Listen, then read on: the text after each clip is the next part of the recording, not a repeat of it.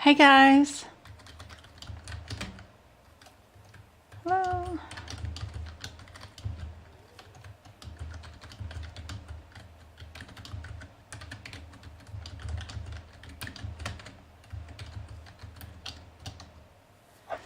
Hey guys, how's it going? Hey Deep. Hey Eva. Hello TJ. Hey Melissa. Hey Go-Kart. Hey Casey. Hey Jen. Hey Michelle. Hey Dawn. Somebody had a question. Eva has a question. What's going on, Eva? Hey Jen. Hey Go-Kart. Hey 206. Good to see you. Hey Jay. Thanks guys for letting me know you can see and hear me. I'm starting up TikTok now. No, we don't want to do that.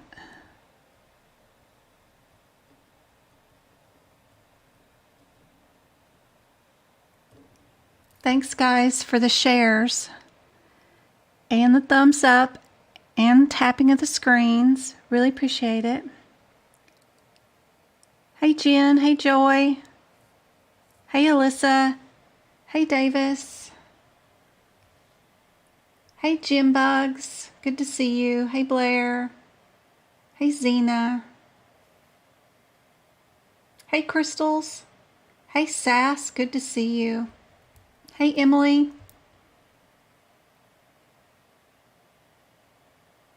Hey Deb.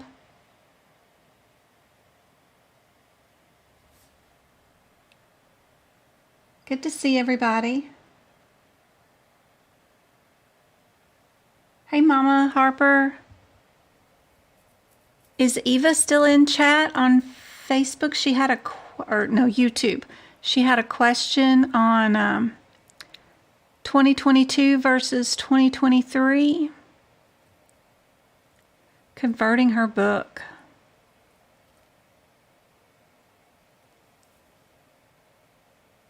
Hey Guadalupe. Hey Gonzo. Hey Deep. Hey Dawn. Hello Jen. Your computer just crashed. I know, mine's wanting to update right now and I keep putting it off and I'm like, oh, it's gonna crash. It's so gonna crash. You know, at some point Windows will stop you and not let you push it off any longer and it's gonna make you reboot. Thank you, Sass. Thank you for the roses. You're awesome. Aw, Miss Crystals. I'm glad you were thinking about me. Hopefully it was in a good way.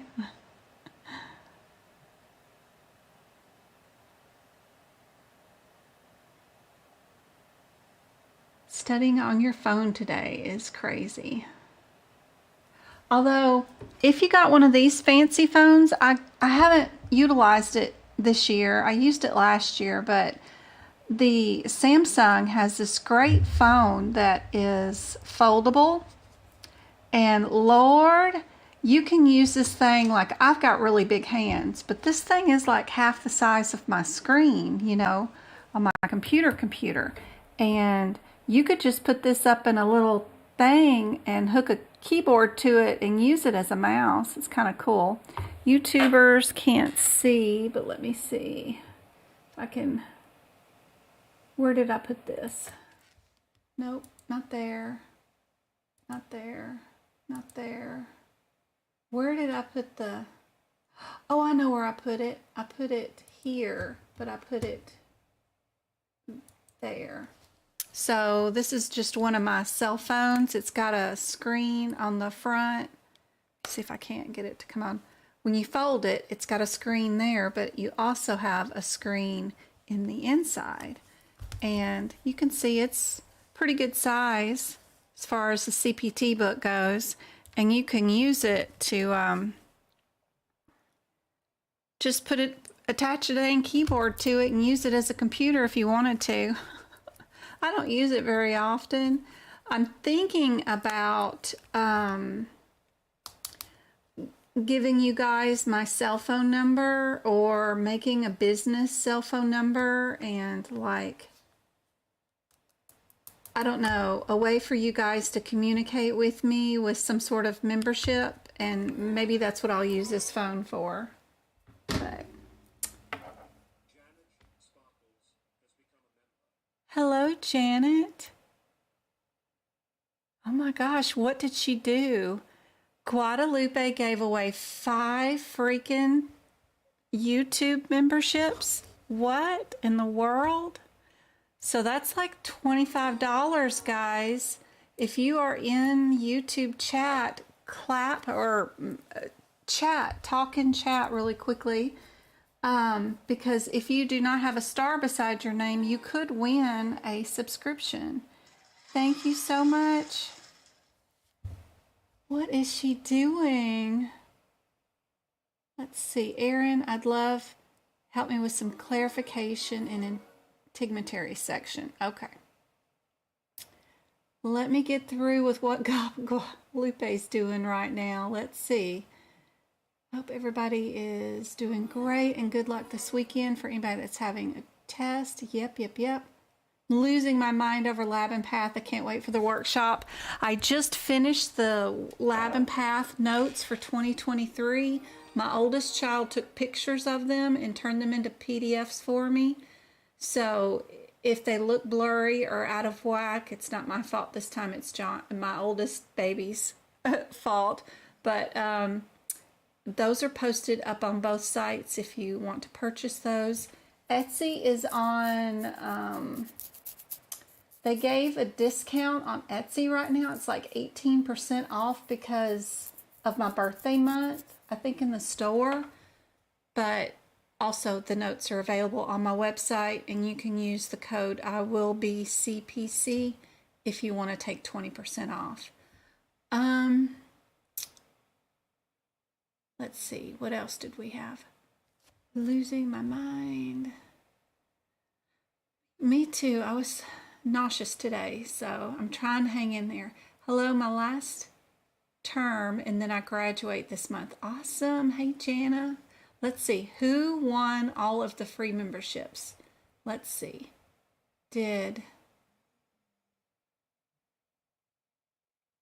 Guadalupe gave away 5, and she gave a subscription away to Miss Davis,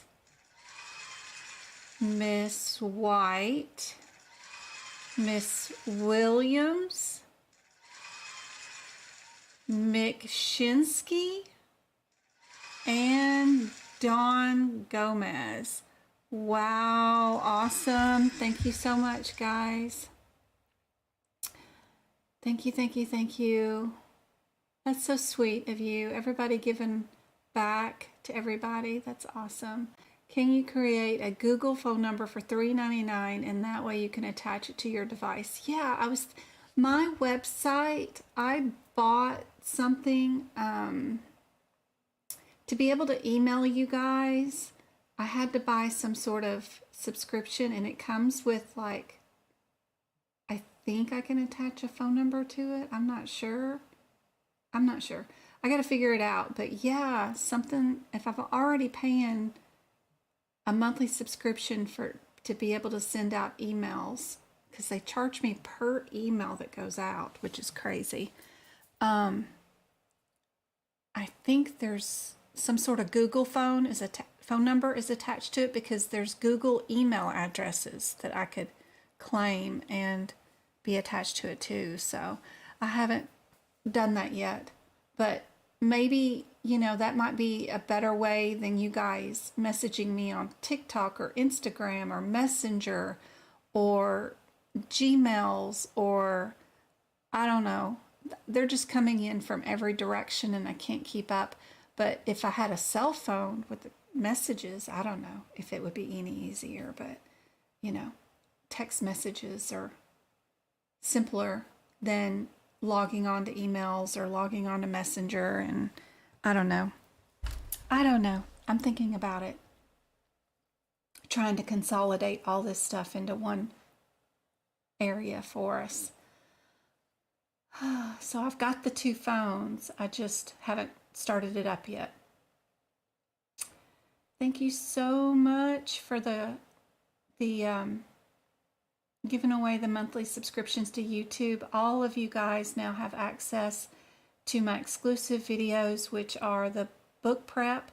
I did 6 hours of Lab and Path page by page book prep, which are available just this weekend. I did. Now you'll have access to those videos, along with the old workshops and other exclusive videos that I make for you guys. So awesome. When you click contact me on your website, it goes to Facebook Messenger. Yep, it does. I don't know how I managed to make that happen, but it does. All right, Erin, what was your question? I'm trying to get back to that again. Yes, she said she failed in person, but she's determined. Only E&M section that I need to study more. Awesome. I have a free workshop that I did in December on YouTube. So look for YouTube videos in December. It's posted for everybody to see, and it's all E&M questions. It's 4 hours of E&M questions. Look for that video. That way you can just click on the video, hit play, and stop it as soon as I start showing off the question, and then try to work out the question by yourself, and then whatever answer you get, then hit play and see if you got the answer correct, because it's 4 hours of E&M questions. The last hour is, of course, the new updated guidelines, because I did it in 2022 at the very tail end, but I had a few questions that came across a little early to show off some of the new guidelines. So it's still worth watching that video 100%, because you need to know the differences between consults and ER visits and stuff like that that didn't change. So that one would be super helpful.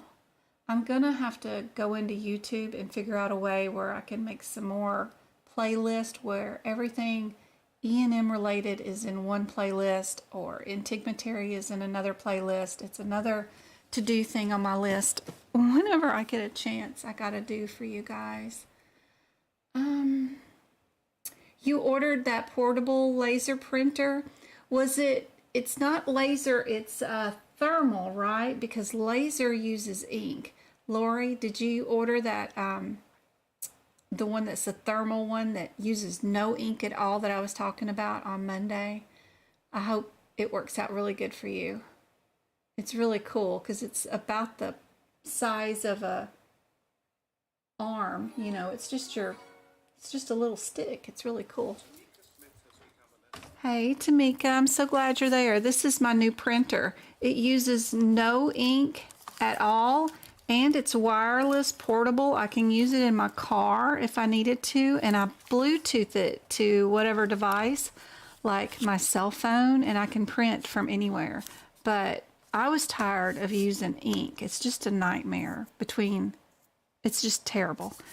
And a lot of the new ink printers need to hook up to your internet, and it's just a pain. I just hate it. And replacement ink, you never have it when you need it, or they're clogged, or there's a manufacturer defect in them. This one won't use any at all. So, and it does the 8 by whatever. So anyway, I needed something because I'm going to give away 50 cups. Well, 49 because I'll keep one. So 49 cups for the month of April because it's my birthday month. So I needed to be able to print 50 shipping labels, and I don't have time for ink cartridges and that mess. So anyway, it was a cool deal. That's what they're talking about. Thank you, Jana. And who else? Tamika, thank you for the subscription. Awesome. I keep trying to go find Erin's thing. What was Erin wanting? It was Eva. I got the dyslexia going on today. I would love your help clarification. In integumentary section, it talks about excisions are first, malignancies are primary. Can you talk about this? Yep.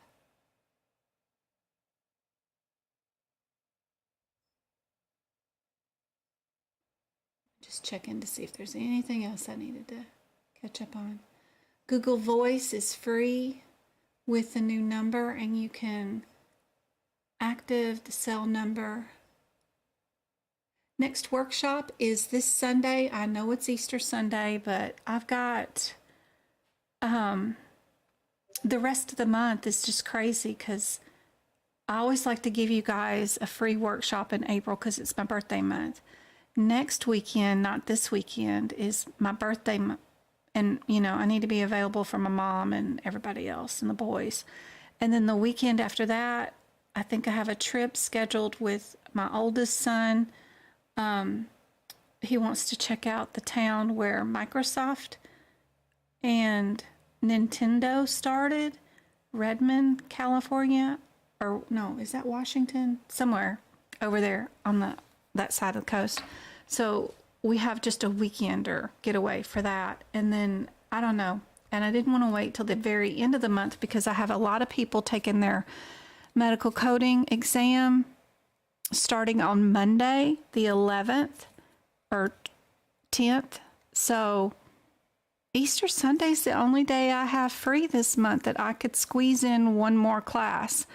So even if you guys don't show up, I'll at least record it and it'll be there for you guys. It's completely free. I already have it set up on YouTube. You can just go to my YouTube channel and click notify me when I'm live if you wanted to. But it's going to be lab path and E&M. So it'll be 3 hours of nothing but lab and path back-to-back questions with some E&M thrown in there with no commentary.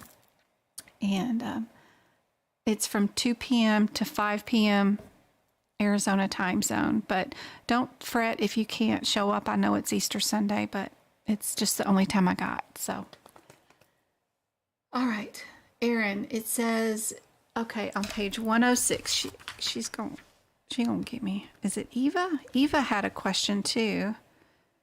Page 106.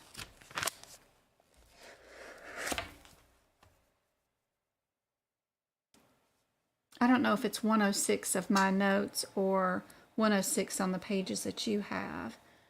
And excisions are first, malignancies are primary.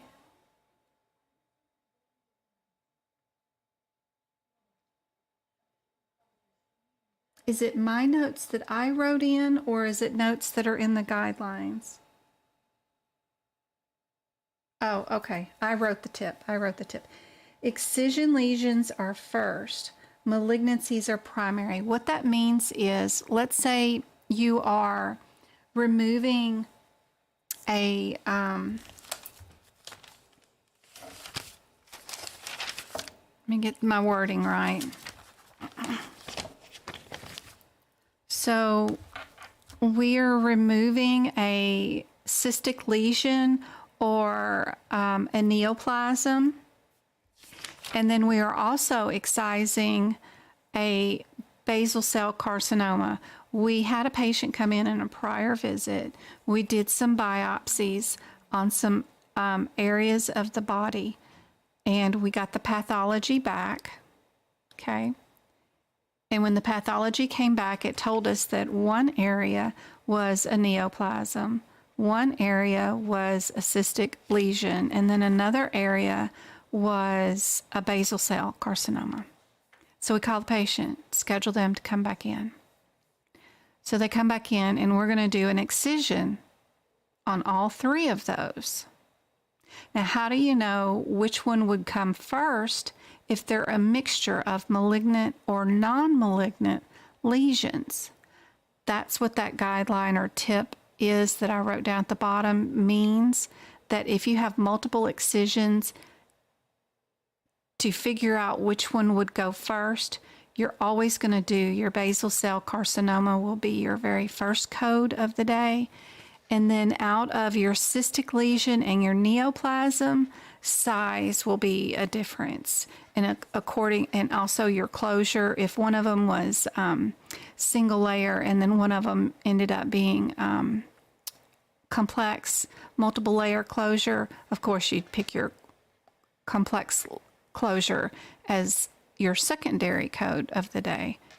And then your single layer closure, neoplasm or whichever one it was, would end up being the last code of the day. Does that make sense? That's Erin's question, yeah. Eva had one too. Eva had something she wanted to ask me about converting a book from the 2022 into a 2023. Did I get your question?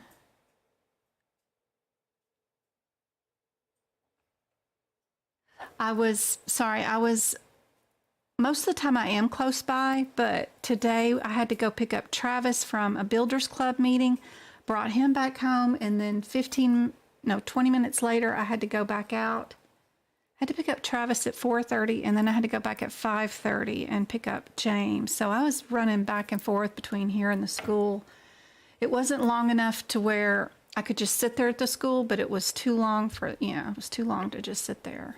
So we just came back, and then it was time to go back again. So I was in and out. You can white out the whole section of your notes. Eva, yes. You can't. No, you can't. You can if you wrote the note and it's your own handwriting. I assume you can, as long as it's not whiting out anything that you do. Like what I'm showing you here on the screen right here. If I made a mistake and I spelt something wrong, or I decided I didn't want it there, I can white it out. That's white out right here on mine. Like, I don't know what I did, but that whole box right there is all whited out. So is this sidebar. No telling what I did, but it must have been the measurements that I didn't like or something. I put something wrong. But I white out my own marks all the time. But you notice I can't white out any of the printed marks from the publisher. And I'm going to show you guys here on TikTok. There we go. There we go. So I use whiteout when it's my own mistake that I made. Sorry about the shadows. I can't help it. All the time. That's all white out, and that whole box is white out. But I just rewrote it right there. But I just use the tape. It's better than the gluey, sticky stuff or the painting stuff. But sometimes I even see that is, there's a mark right here in between. I don't know if y'all can see it with all the shadows, but from what I marked on the opposite side, sometimes it bleeds through. So on the side that it bleeds through, sometimes I take and I white out. This isn't a mark on this page, but it ends up being one that can be seen if I take a picture of this page and turn it into a PDF. Sometimes y'all are asking me, I can't see what you wrote. You wrote it too faint. And I'm like, that's on the opposite page. That isn't on the current page. So now this year I've gotten in the habit of whiting out anything that comes through the other page to make y'all think that it might be something that I wrote on this current page, but it's actually what's written on the opposite behind page. I don't know if that makes any sense, but I use whiteout all over the book. But again, it's only on what I wrote, and I would never use it on any of their printed words. What they do not want you to do is to absolutely go in here and white out like this page. We could use this as a whole entire page of notes if we wanted to. If they didn't have all this crap printed here, this is just people's names who wrote the book. It doesn't help us code. It's not one of the coding words. And some people got the bright idea to go into these pages and get rid of these people's names and use this spot as note space, like I just did. You know, I put a piece of white out there to get rid of that person's name. That's what they don't want you to do. They don't want you to take their advertisements in the book or any printed words and white them all out and then make your own full page of notes. I just write around it like this. I just write whatever I wanted around it on any available white space that's already there. I don't make my own white space. That's what they don't want you to do. And long sections of notes, that's just silliness and vague. I mean, and no one's going to stop you. I mean, that's just crazy. Where is my notes for, they have, even in the ICD-10 book and other books, they have specific full pages of places where you can, that are marked for notes. Where is one of my books where I might have used all of the note page that was provided? I bet it's this book. Let's see. Because some of the books come with clearly marked,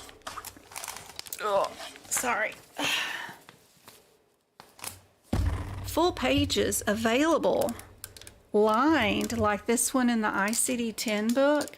It's a full page right before you start your cancer and chemotherapy coding that's lined and numbered or whatever. It just says for notes. It's got the word NOTES and it's a full page. Well, I filled up the whole thing full of notes. It's offered, it's told that we can do it. No one ever said anything about not being able to utilize it. It's just silly. I add it to my neoplasm first page here because cancer has all those guidelines, and that's just the guidelines that go with it. I keep it all on one page so that everything's all here as far as the guidelines go. If there's available white space, you can fill it up with one whole page.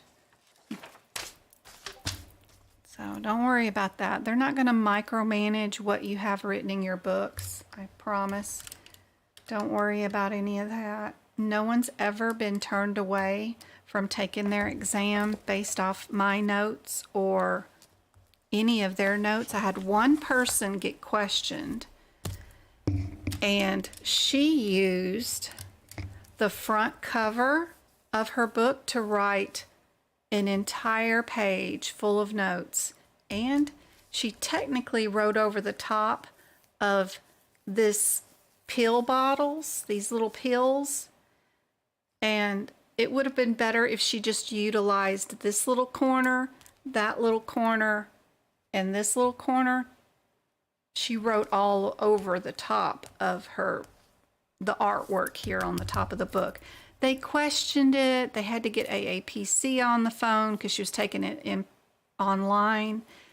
And luckily she was taking it when AAPC was in the office and actually was able to look at her book. And they said, that's fine.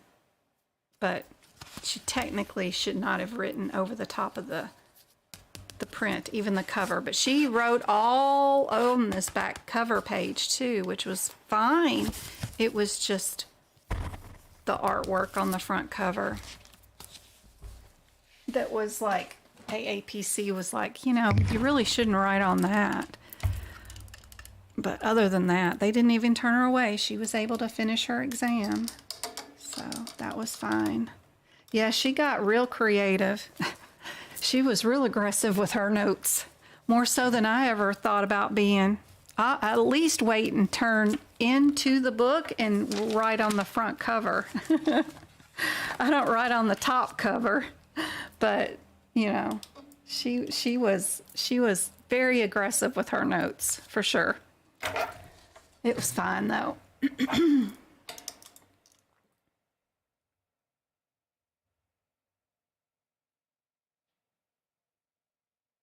Yeah. Oh, the crossing out of the word and phrases.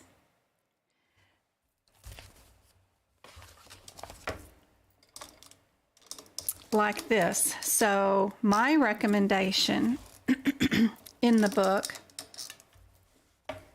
is whenever a code says it is without a certain item, like this code 33320, it is without a shunt or a bypass, so no cabbage. The law says that your notes can be normal coding related notes. In a normal, in the office situation, this is your book and you're coding cardiology all day long. Wouldn't you want to know that this code 20 here is not with a bypass, right? Because the bypass is right next to the code number. If you're looking really closely and super fast, you won't see the without that's way over here. What is our legal documentation before we went electronic and we were all on paper? What is our legal right to adjust a note in a patient's chart? It is to put one line through. It is not to scribble out things. Our legal correct way of doing anything in the medical field is to put one line through it and also put your initials by it. You know, if you wanted to be 100% clear, you could put your initials right there. But this is an appropriate audit or modification of a chart, and it is a perfectly appropriate note to make to clarify a CPT code that should not even mention anything about a shunt or a bypass in it. It should just simply say a suture repair of an aorta and a vessel. This one is with the shunt and this one is with the bypass. There is no combo with both of them in there. Like I said, no one will turn you away from any of my note suggestions that I have in my notes. This is appropriate and you can have it in here. You cannot scribble this out. You need to be able to see what was underneath it, and you can as long as you drew one line. We can still read it. I did not make more space to make more notes with that one line through the CPT code descriptor.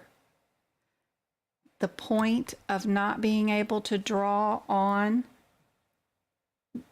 the black type print is only because people were making new available spaces for more notes.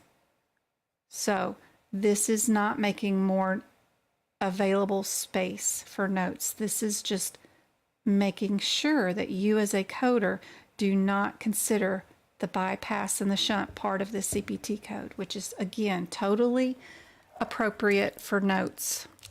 And if I was in the office and having to use this darn book every day, I would have that line through every single CPT code that says it's without something to make sure I remembered to code it without. Yep. Perfectly fine. Good evening. Oh, thank you, Jeanette. I'm so glad you're here. And I'm sorry about the trouble of having to create your own YouTube channel just because of this. Aw. Anyone clarify my question, please? Let's see. Deep, what's going on? What should we consider first, size lesion or the closure? That's a good question. Hey, Terry. Thank you for joining the club. Let's see. That's a good question. Let's see. I'm trying to think of what you're saying here. So let's say we have an excision of a neoplasm.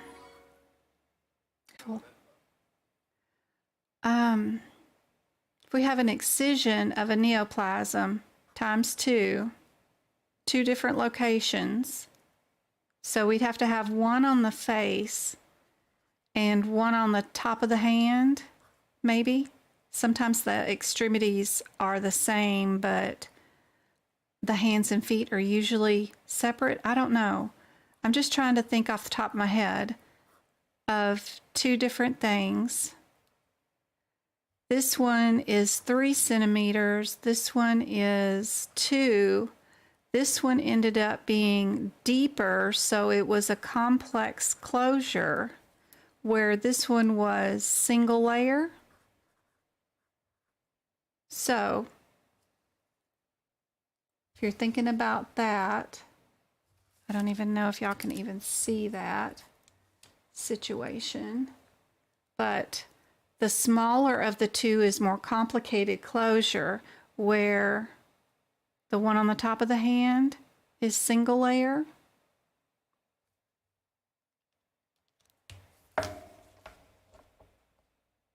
Is that what you're talking about? It was a spin-off of the question I asked, I think. She asked if multiple, then considered the size and the closure to see which was listed, second or third. On basal, after basal.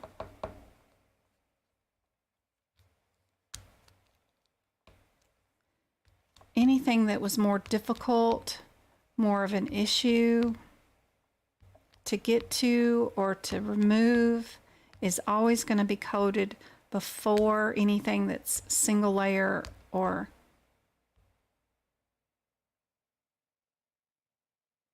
then again, size is a big issue too. It's a good question. What are your guys' opinions? Do you think the 3 centimeter will go first just because of its size?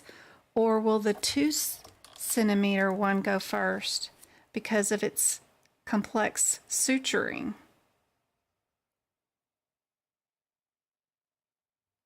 There's an argument for both. Yeah.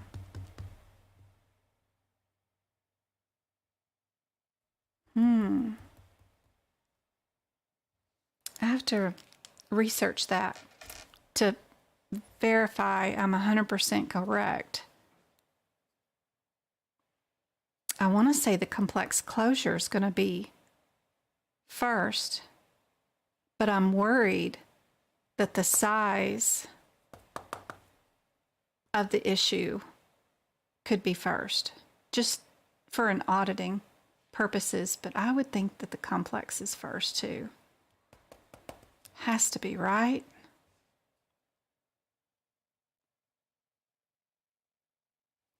That's what I'm thinking.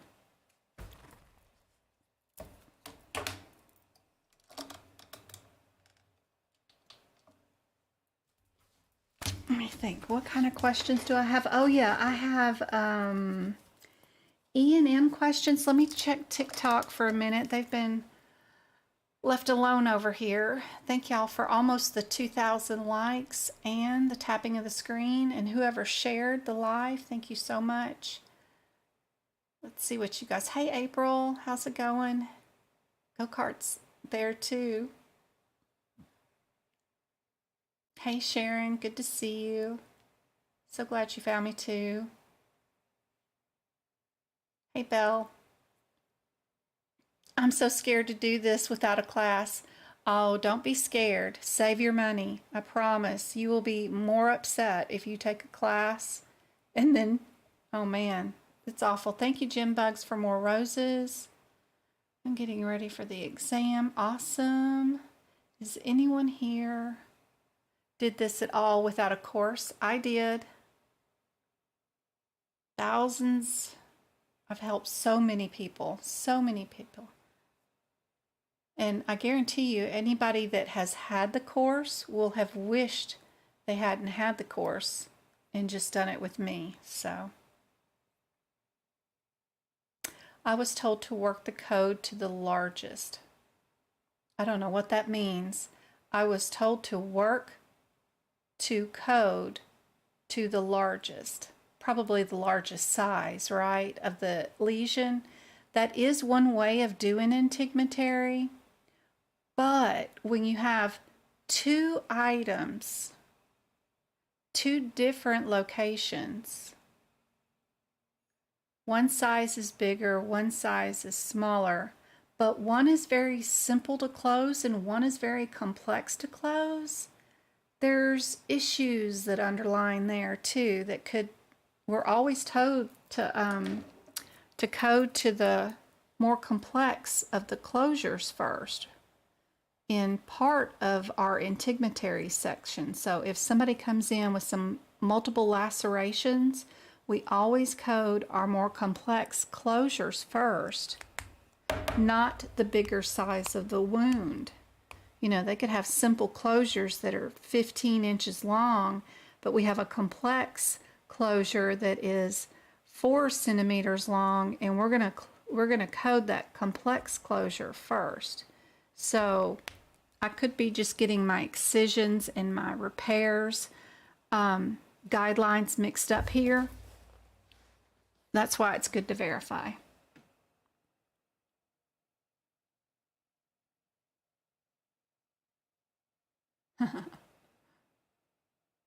But correct answer based off AAPC, CPC exam is very different from in real life coding based off per payer and your employer contracts.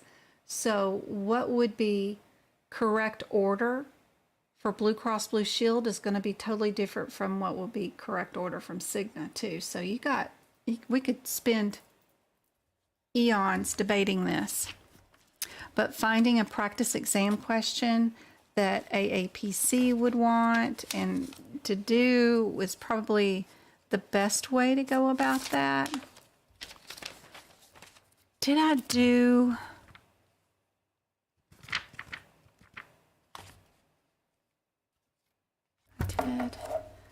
I just finished the lab and path notes. I'm trying to remember, did I do respiratory yet? It's a bit of a smaller section. I got a lot of that going on. Can't remember if I finished the whole sections or not. I don't think so. I got part of it done. Got part of it done here, looks like, but it doesn't look like I've finished the whole thing. Has anybody got questions on book prep before I move on to the practice questions that I have for tonight? The order of codes does not matter when billing insurance companies.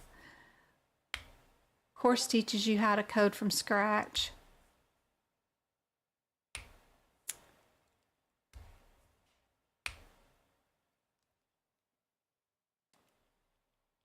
Thank you so much, Island Nurse.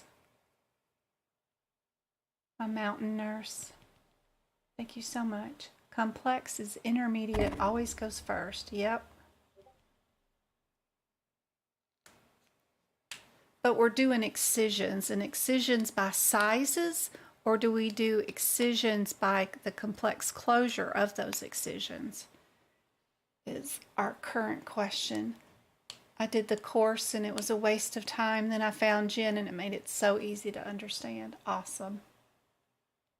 Thanks, guys, for chiming in on her. I know she's scared to death to do it without the course, but it's really not going to give you more information than what you can find already here on YouTube, and the videos won't be so mundane, and you're not paying several $1,000s for them.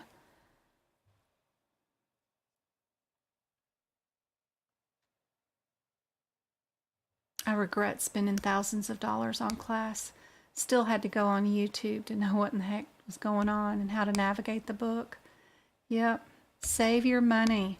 So many people here on YouTube are just screaming. I even have a TikTok video here that will show you that the Director of Education with AAPC even states that the course is not meant to prepare you for your certification exam. They are strictly separate entities. So you can find that video there on my TikTokies. She did that publicly on one of their, what is that, social hour that they do on Facebook.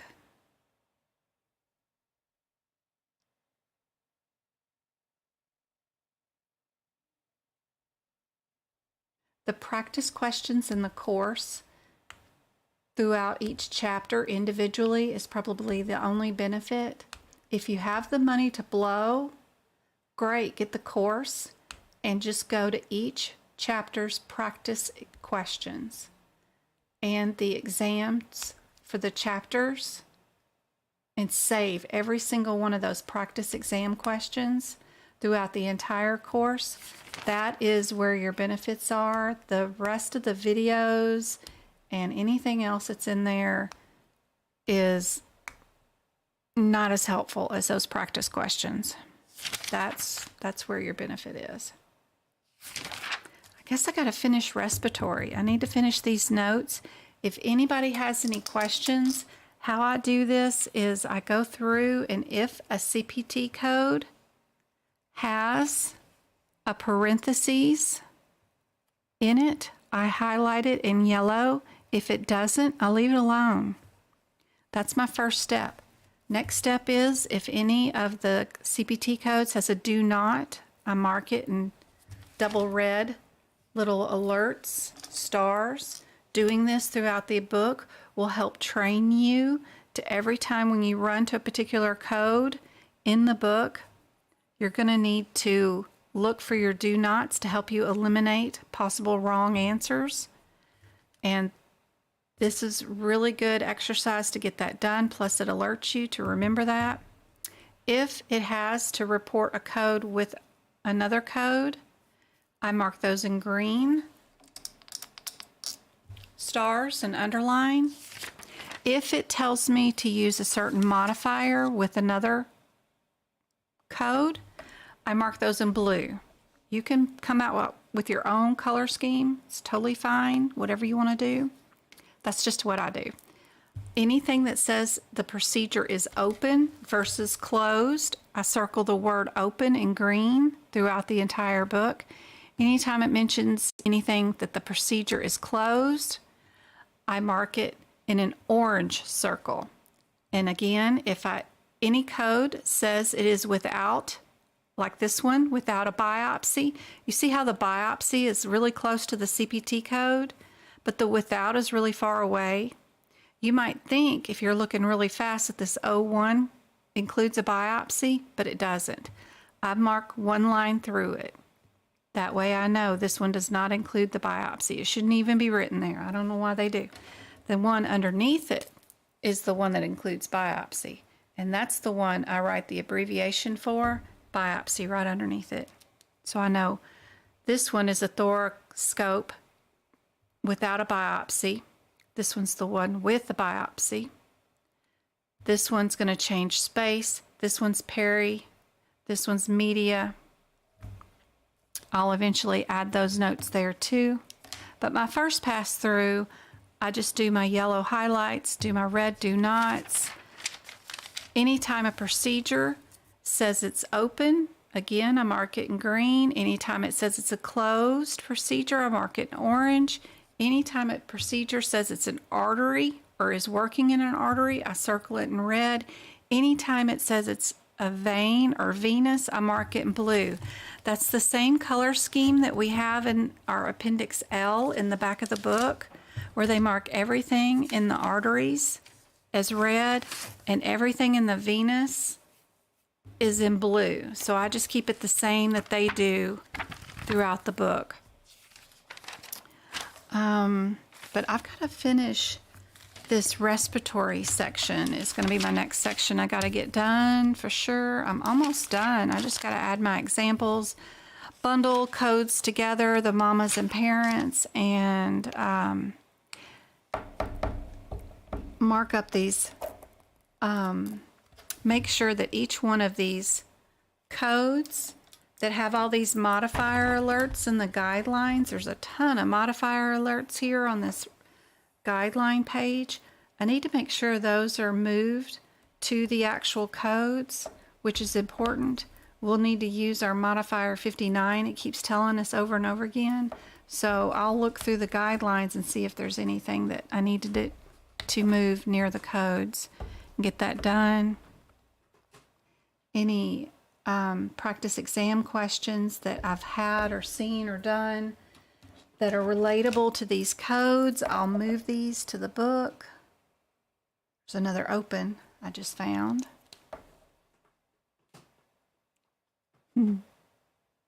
Thank you guys for doing the thumbs up. Y'all are awesome. All right, y'all want to learn some E&M questions? Yes, yes, yes. Let's switch our screen to our Word document and get going with our... Just hide that video real quick and get back to our Word document so we can do some practice exam questions for today.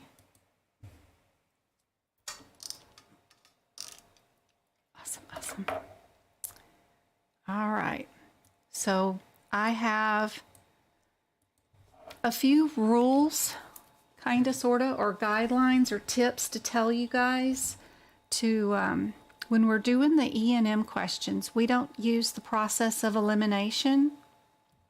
We can use it with all the other sections of the CPT book except for one little set of codes in Lab and Path. But everywhere else in the book, we can use the process of elimination. Sorry, I got a cat that wants out real quick. But E&M, we don't. Magpie, you want out? There you go. There you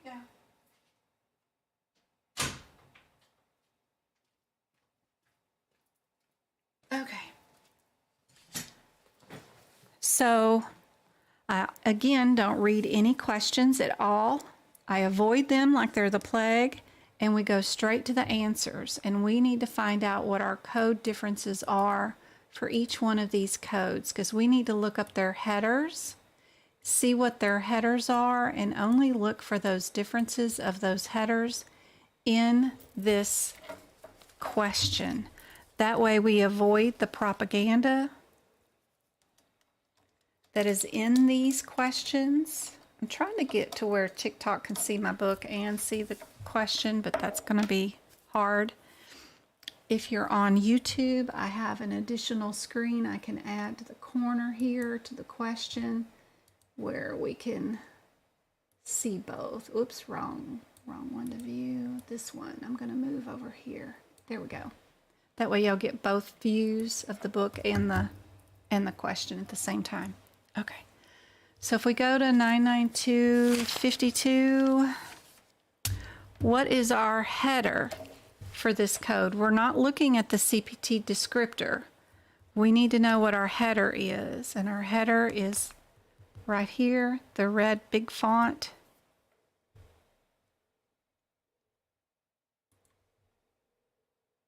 Make sure I got chat up so I can see what you guys are saying too. There we go.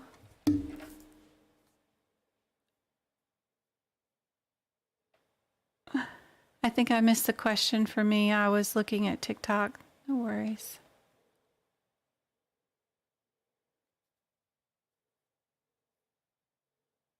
Yes, there is a Friday morning class this week. Yep. If you guys want to participate, it's an advanced class that does a lot more guideline related questions.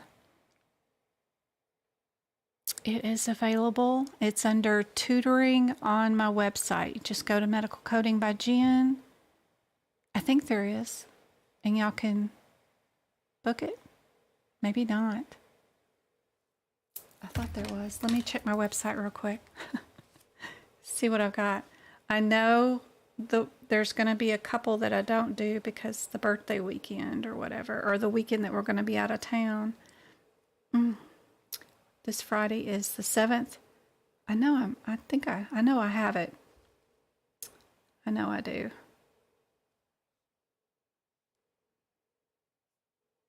Yep, I've got 14 people scheduled out of 30. So there's still 15 more spots open. The next one after that will be April 28th. So this is my last one until April 28th. So we have one this Friday and not another one until April 28th because of the next 2 weekends. It's going to be busy. So our 252 is our hospital consult. What kind of code is our 285? Our header is right here. That is our emergency room. What kind of code is our 291? 291. Can y'all get there faster than me? We are in critical care. And our 288, where the heck is that code? What's going on with that one?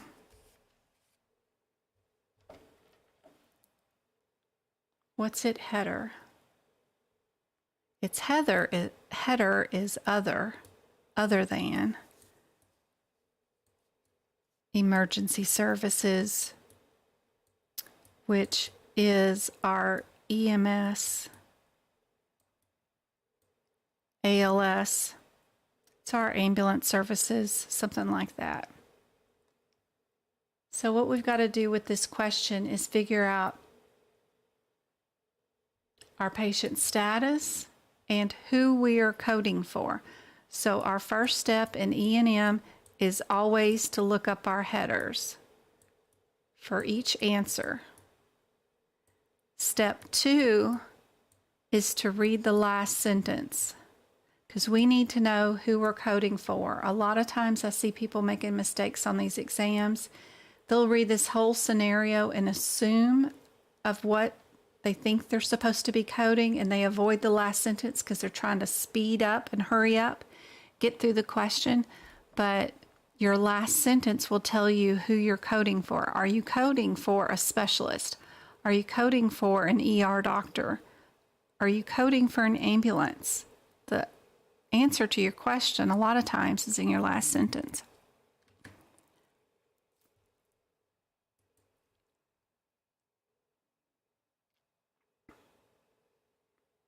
And let me get rid of the book out of your way. There you go.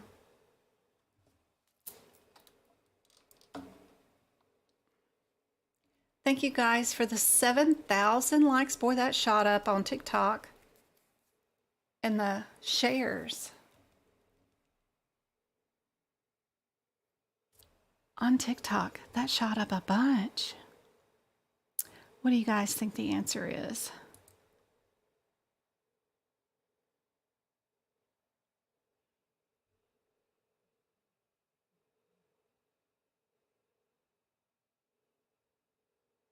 I don't think we're in ER.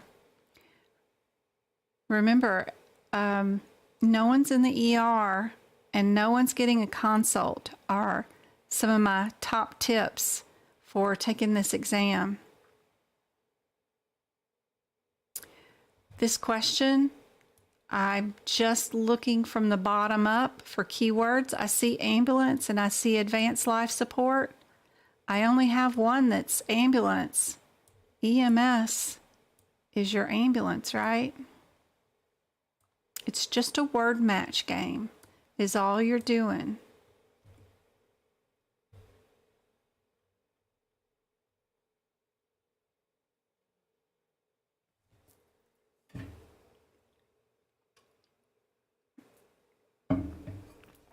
For those that have Pocket Prep, I found some more errors in their E&M section today. And their new practice questions. There was something, oh Lord, am I going to remember?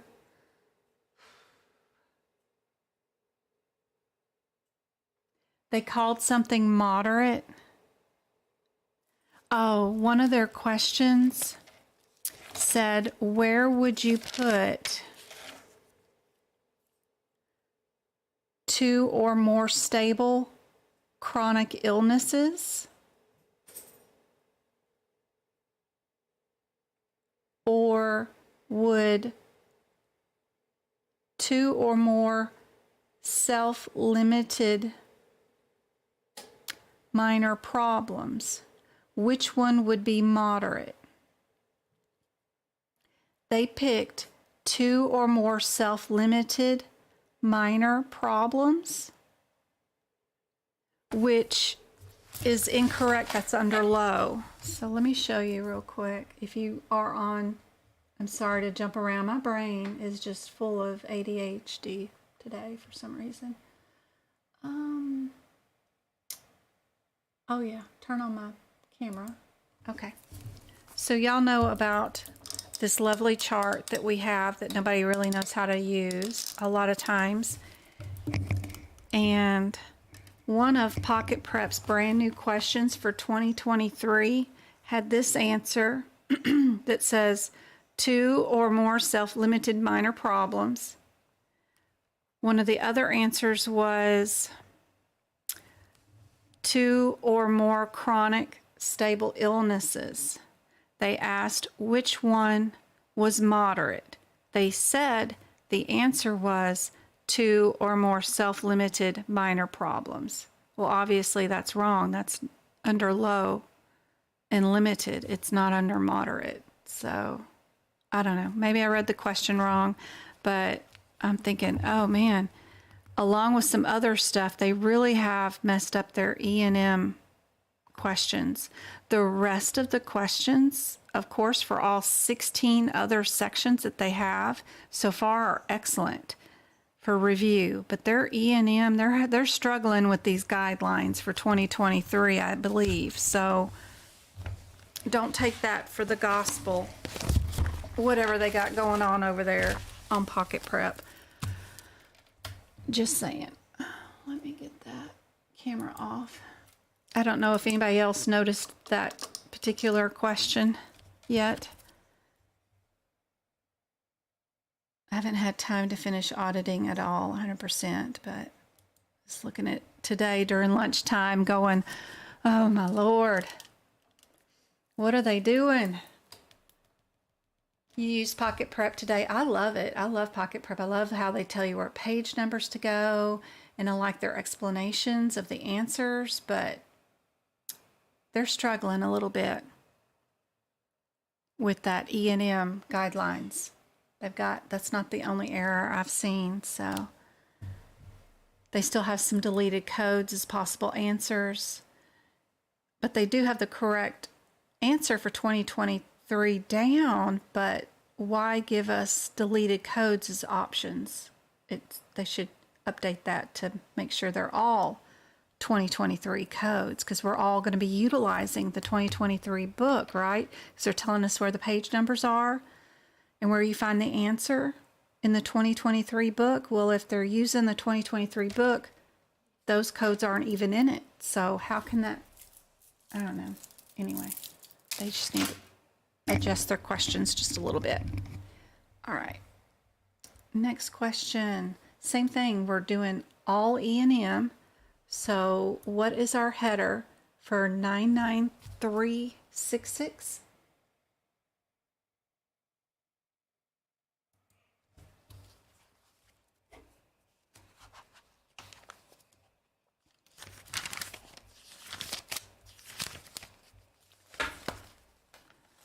What kind of code is that?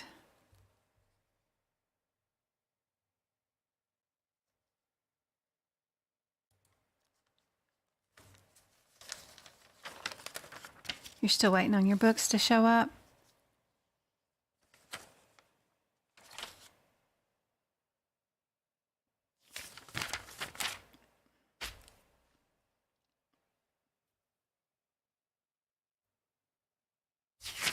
So they're all out of sequence. Of course, our 99366 is direct team conference. And part of the stress and part of the trouble is trying to figure out where these codes are, all on your own. So don't give them the page numbers, make them suffer and try to find them. Because if you were in your exam and you didn't know where the codes were, nobody's going to be there to tell you the page numbers.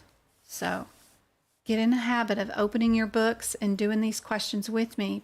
That way you have experience turning and finding the codes. Where is 99446? What page number is that one on?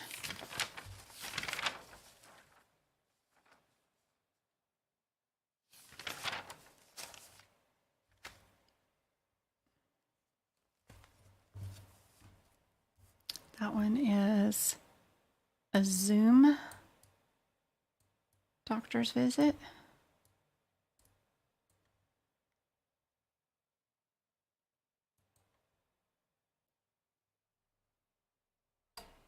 Whoops, oops, oops, oops, don't. In the live, there we go. Where is 99368?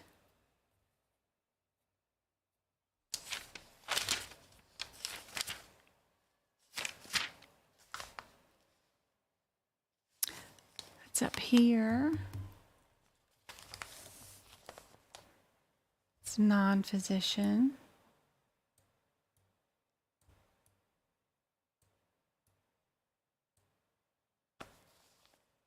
And our 367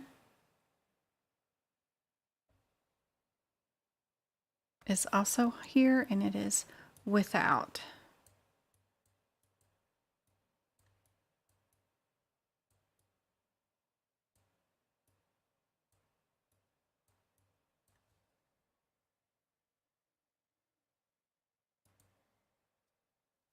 Now we got our differences. Now we're going to read the last sentence. See who we are doing. Somebody's putting page numbers into chat for you.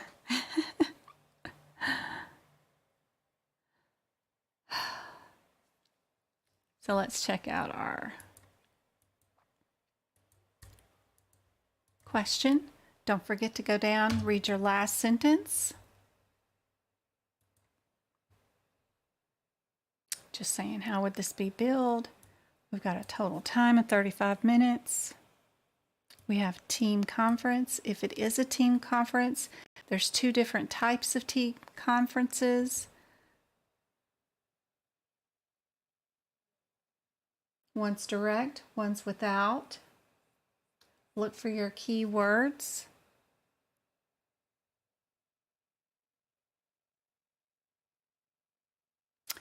Without the patient.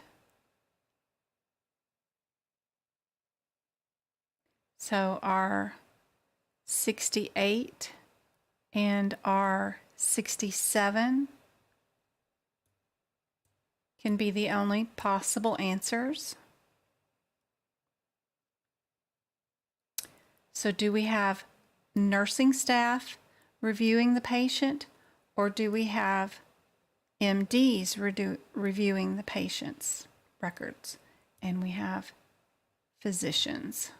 So we know we have to keep the one that has the physicians in it, so we can get rid of the one without the MDs. Yep. Hey, MK. Good to see you.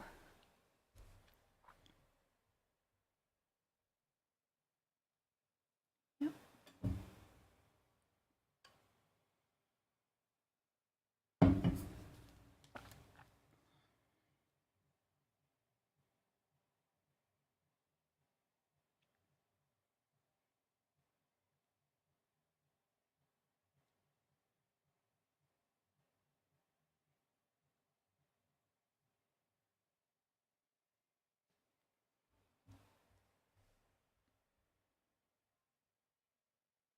All right, here's our next one.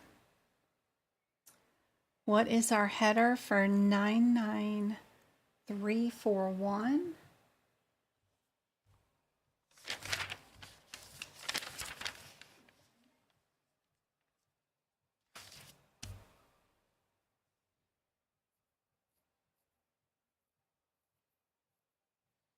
Get the thing on again.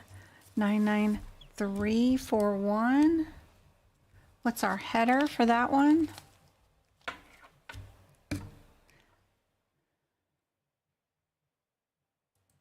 And don't tell them the page numbers. Make them suffer.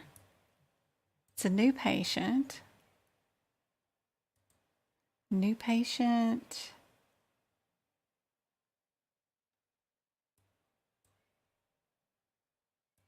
Home or resident? Hold on, I need to yell at my children. Just a second.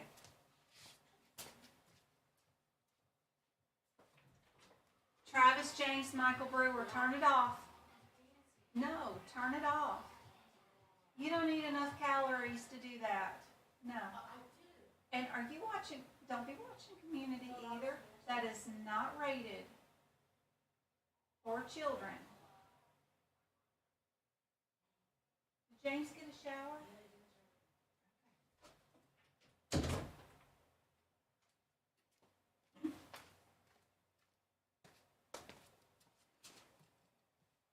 Sound like Travis was out there in the living room jazzercising. Good Lord. Eat a cheeseburger. My child. He's out there running off more calories. All right. Our 349, what kind of header is that one? 349, that is established patient. Also, with the home or residency. What about our 44 is new patient, and our 42 is also new patient. So first thing we got to do is clear whether our patient is new or established, and that will help us out. If they're established, we only have one code with that answer.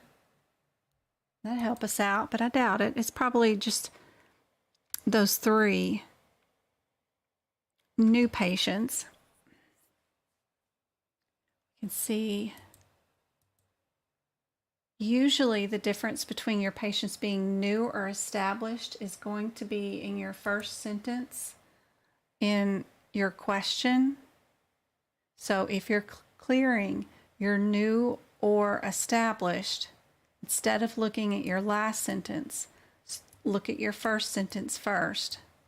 See if your patient's new or established. They are new, so we can get rid of B. Now we'll check our last sentence, make sure there isn't anything odd here.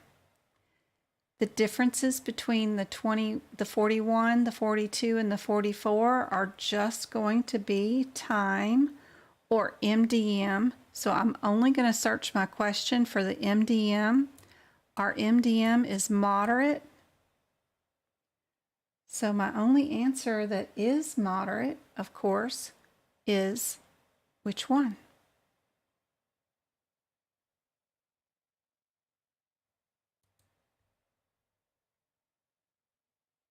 Nicole has it on Facebook. So does Susanna and Deep. Which one's moderate?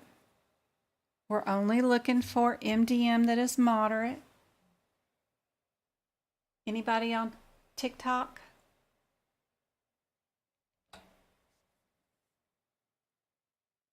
Good job, beautiful. Yep, we are C. Perfect. You only had to match up the moderate. That was it.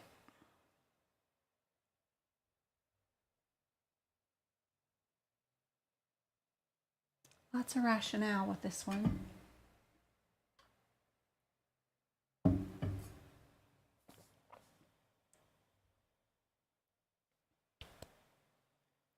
Another E&M. Oh my goodness. So many E&Ms today. What is our 99385? What kind of code is that one?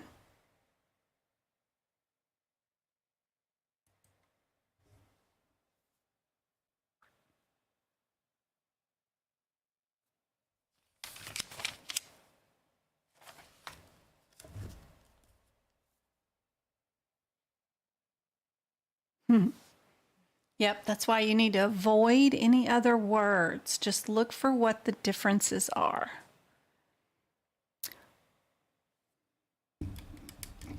Only look for the word MDM if that's what the difference is. Difference in time and MDM.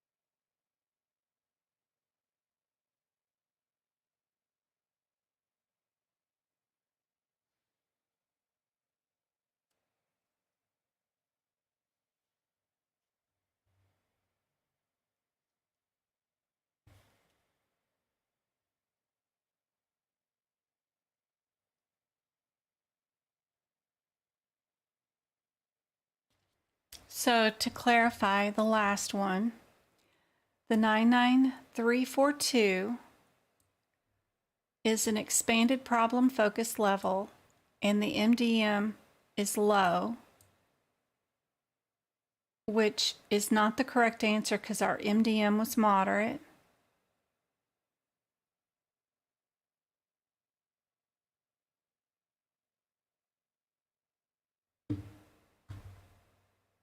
Our 4-1, our MDM was straightforward, which doesn't match the correct answer. And our 49 is established. The 60-minute rule, when we're using time versus using MDM, is a good question. And our CPT descriptor does say it must meet or exceed 60 minutes to choose 44, but that's if we were going based off time.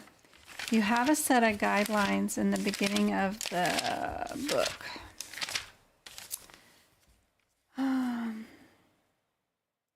Time is not a descriptive component, unlike the MDM, which is.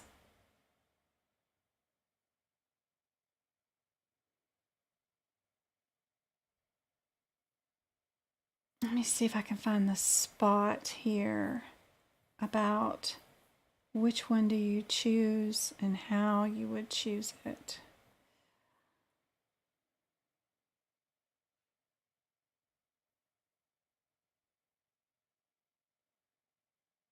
If they do even spell it out. Oh, you only use time. The first sentence, it says certain categories of time-based E&M do not have a level of MDM like critical care, and they're only to use time. Time is not a descriptive component, right? So we don't use it.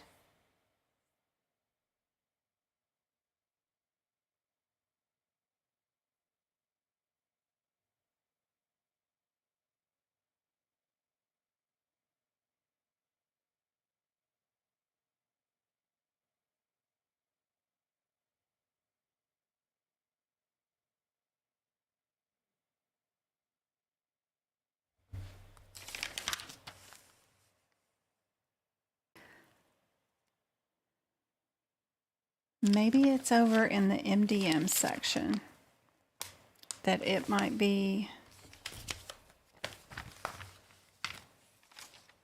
I've seen it both ways in the CPC exam questions.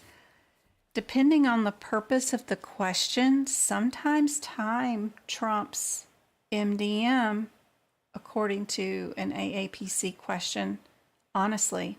And then sometimes the question is trumped by MDM based off the question and the answer that they're looking for. Does anybody know where it is written which one is chosen over the other one? Is there any discretion listed in these guidelines?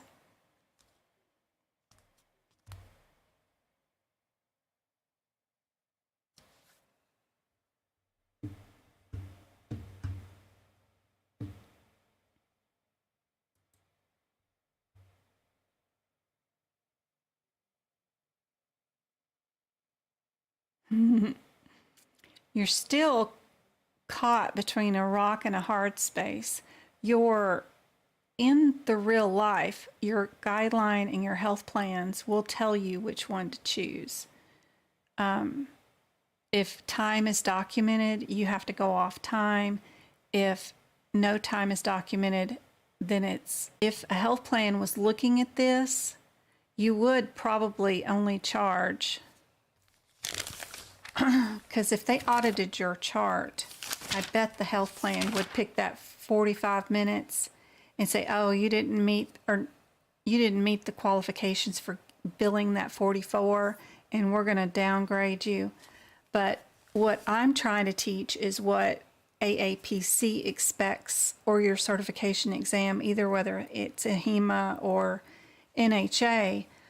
What do they expect the answer to be, and what do they want it to be, which is rough. I'm sorry about TikTok.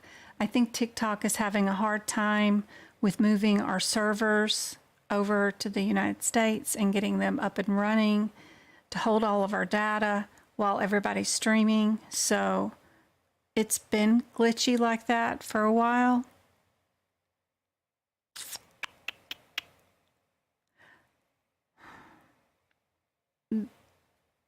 There are specific guidelines if you're going to do any psych with your visit, like if you're going to do any counseling with the patient and you're going to listen counselings in the back of the book with an E&M visit, I know specifically you cannot use time to do your E&M visit in the front of the book, because you have to use time to go with your psych visit. So if I did 35 minutes of counseling with a patient for their family issues and marriage counseling, I have to bill the counseling based off time. So my MDM for my office visit cannot be time. Even if the doctor lists time for MDM, I can't use it. I have to use MDM, and it would have to go back to the doctor. And that is, of course, what AAPC would want for the answer to, for that type of particular question.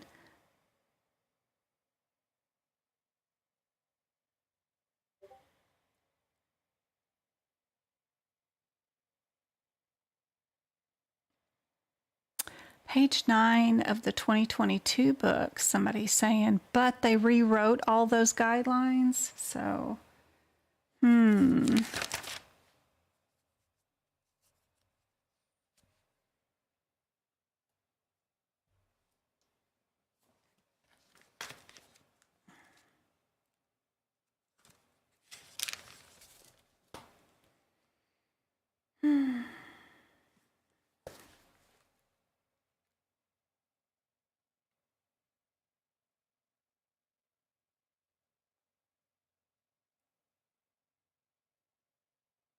yeah, they took out all that.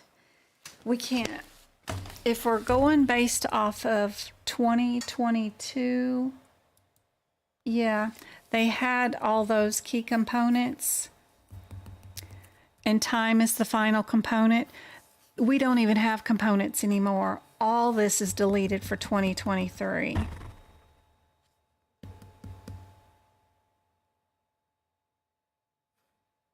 Time is not a component anymore. We have 3 elements of E&M visits. That page is not even in our 2023 book anymore. To do E&M visits now, we have elements, which are the number of complexity of problems, the amount of data that was reviewed, and they took out all of that. So none of that is in our guidelines. I think I got this question from Pocket Prep, and again, it's one of those things that as I audit more of Pocket Prep, their E&M section is having trouble with these new guidelines, and I think this question specifically is going to be wrong and something that can't be asked during a CPC exam. We would have to edit this question and get rid of the time or change the time to 60 to match our current guideline situation,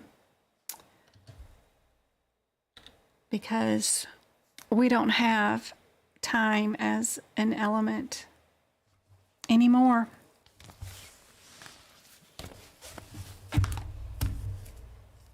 That's why I think that the Pocket Prep situation is rough on the E&M. A good tool to use for our E&M specifically, but every other section in that, their questions is great for it. The guidelines, the compliance regulatory questions, the hit picks, extensive, like 60 questions in hit picks, just great. It's the E&M they're really struggling with, and I don't think they understand the full concept of this. The only thing that I see right now is that time is not, oh, let me show you. On my time is not a descriptive component, and I don't know if that gives us any direction on whether we're to use one over the other one. But yeah, I'll have to do more research on this question to be able to clarify it 100% for you.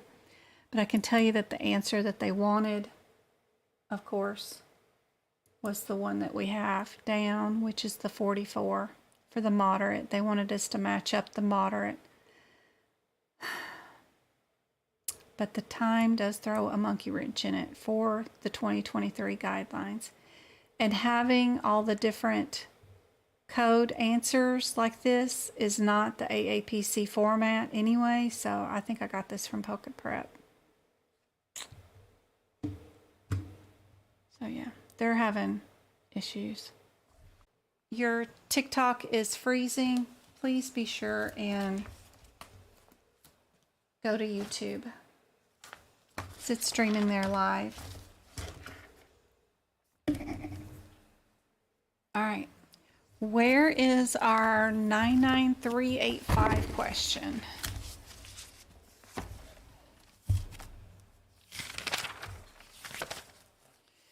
Or our code 99385.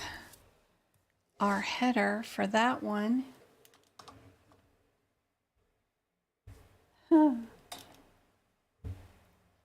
I love seeing all the aw.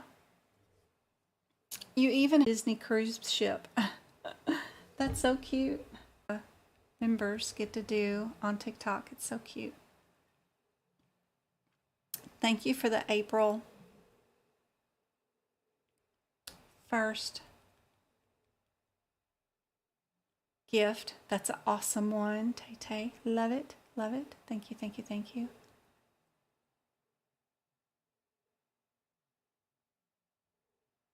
We only use the modifiers and add-on codes if Oh, we do not use modifiers on add-on codes. No. To answer your question, no, we do not. Oops. So our 385 is a new patient, right?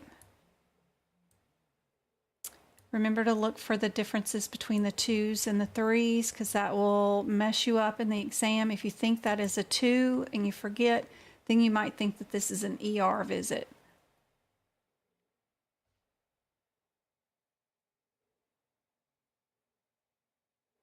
That's correct, Gupta. You got it. Did I freeze? I'm sorry, guys. Let me turn off some Wi-Fi on some of my devices and see if that helps. There we go. Got that one off. Is it windy? I can't tell if it's windy outside. What about our 99406? What kind of code is that one?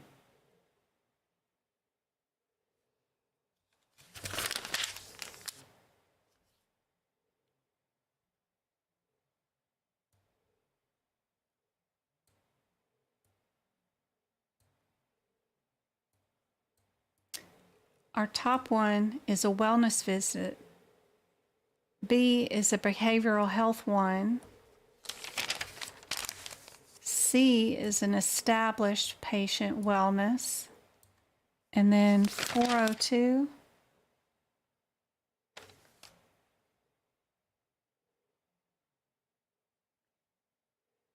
is counseling. Speaking of counseling visits,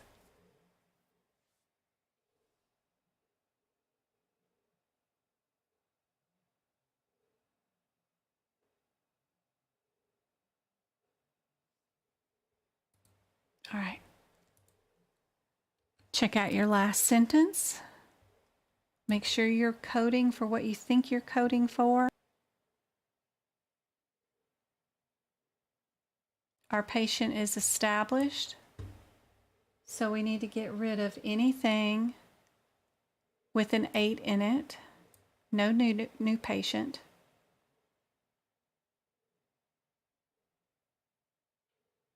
The 9s are established, the 8s are all new. See any words popping out at me about those things?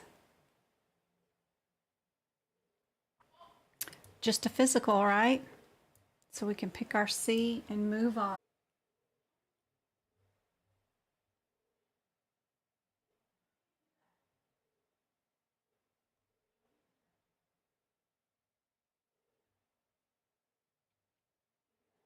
All right, anatomy. An important one that could be on a medical coding exam coming up if you guys are taking it this month at all. Be sure you know the answer to this one. Be sure you know whether they're asking you if how many's in the right side, how many's in the left side, how many are all together, because they're different answers. Just be sure you know the answer to this one.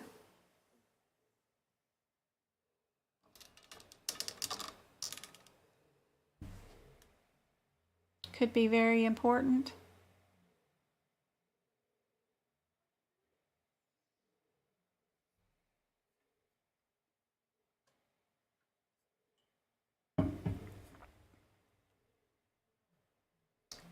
Thank you for the 8,000 likes and all the gifts on TikTok.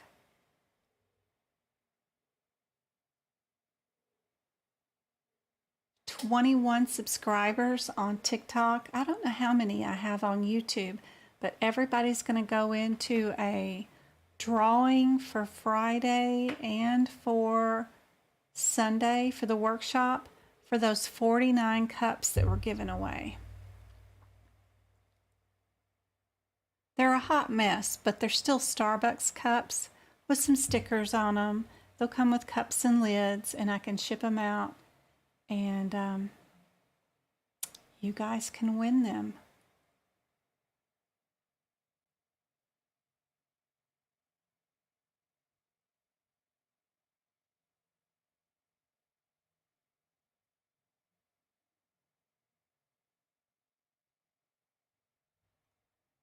Yep, the answer is 5 lobes on this question.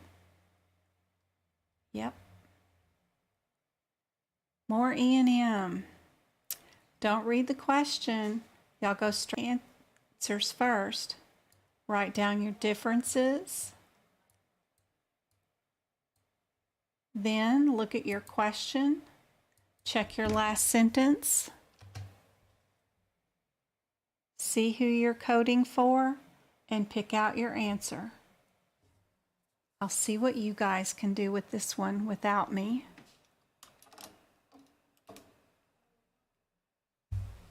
While I go yell at my kids again. Chloe, you right in my clean laundry, girl. Travis, too loud, honey. Go to your room.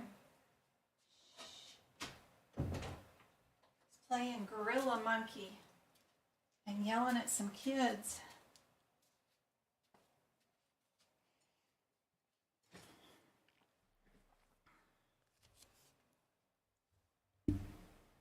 I commissioned a girl on Etsy to make me some cups, and I went on and ordered them without ordering like a, you know, a tester to see how it was. But this is what they're going to look like. Medical coder tips. They're going to have MDM on one side. I don't know if you can take them to an exam or not, so don't ask me. I don't know. I'm not the proctor, but it just says your 3 elements of MDM, which is probably illegal, that first sentence right there. But your 3 elements are diagnosis, data, and risk. But this isn't anything that you could. And then check your status on your patient. Where did they end up? It's got my logo on it. And then the other side is for all the other CPT codes. So don't read the question. Go to the answers first.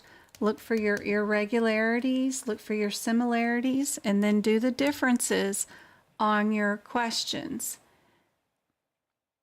You know, just look for your CPT code differences, search the question for those differences, and that's it. Then I put a piece of peppermint on it so that you could remember to use some peppermint oil behind your ears, whatever you can do to get that scent, or take it, or the candy if you can have the candy. They say it helps bring up testing scores. They have lids and straws, and I'll ship them out to you guys. Problem is, when they did come, they came with every single one of them. They have some spelling errors in them, so I have to fix them and get rid of the spelling errors. And but I'll get that done eventually. I got one done so far. All right, guys. What's everybody saying the answer is for this one? I have nobody answering on TikTok. I got 15 people on TikTok. How many are on YouTube? Anybody know what the answer is for this one?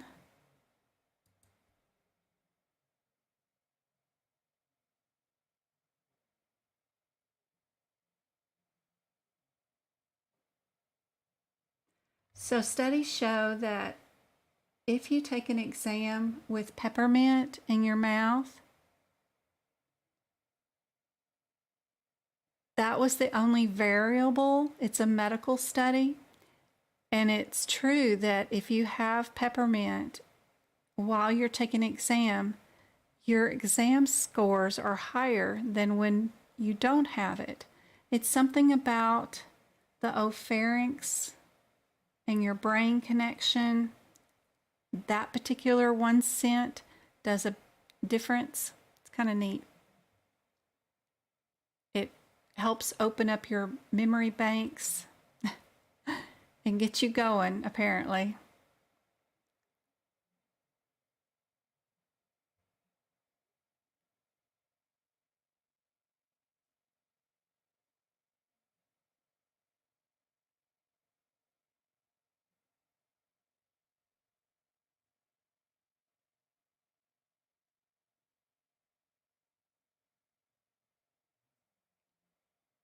I see one person with a good answer. TikTok is still frozen.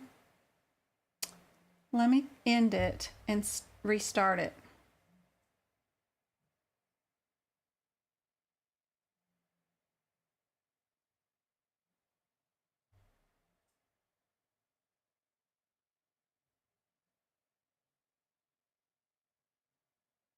Miss Bella, I'm trying to follow you.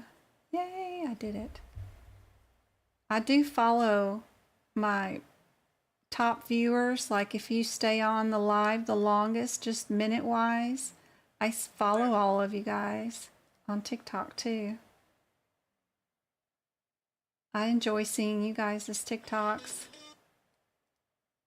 All right, let me hit live again and see if that works.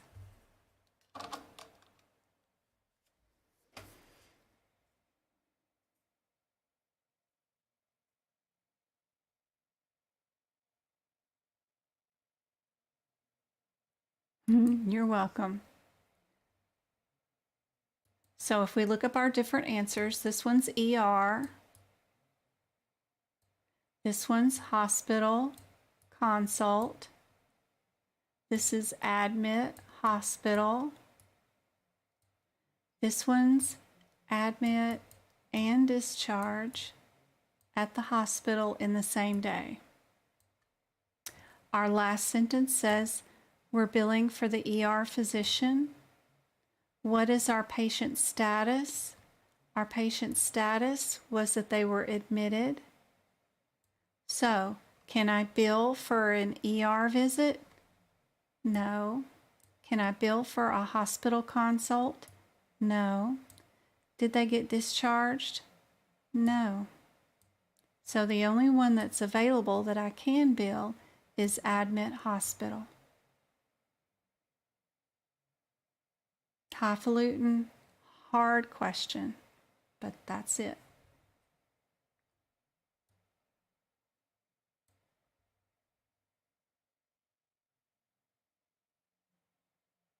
This one is from AAPC. I know it's not incorrect. It is the correct answer.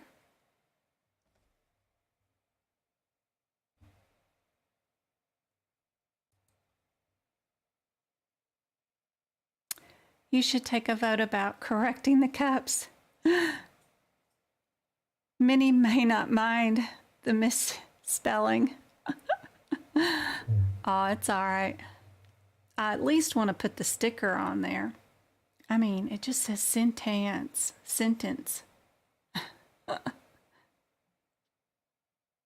And what if they get in the hands of like coding Contempto or some other teacher out there? I'd be totally embarrassed by them not being spelt right. I can't let them out the door. I am a medical auditor after all. I don't know. It just kills my soul to send them out the door with spelled words.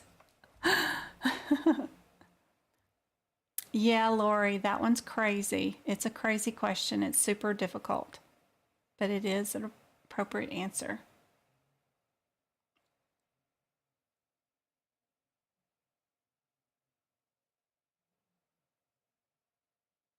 The admit is the key word. Yes, ma'am. You got it right, Tammy. Yep. They're admitted. That's your key word. Because ER visits are outpatient services. You're not admitted when you're in the ER. You can come into the ER for, a nosebleed and they put a tampon up there and send you home. You're not admitted. Key word, admit. You got it, Tammy. Perfect. All right. See what you can do for this one. Here, we're going to code the place of service, code number, and this is for your E&M visit. So, got two answers. The person that was coding this question coded this visit as an inpatient hospital visit with this answer. Are they correct? Not that this is the modifier. It's not a modifier. It's just the place of service.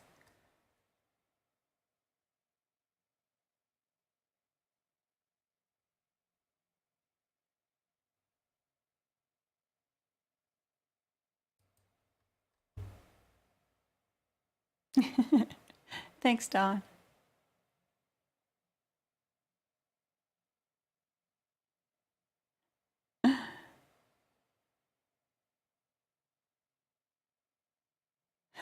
See, you audit codes, not words.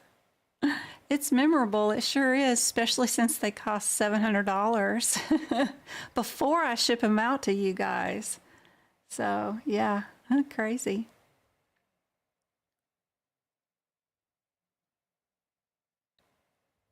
Yeah, it does say John's Outdoor Adventure, that one before. Like I said, this is full of propaganda. It may say neurosurgery in there, but why are you looking up neurosurgery anyway in this question? What did they tell you to bill for? They told you to bill for an ER physician.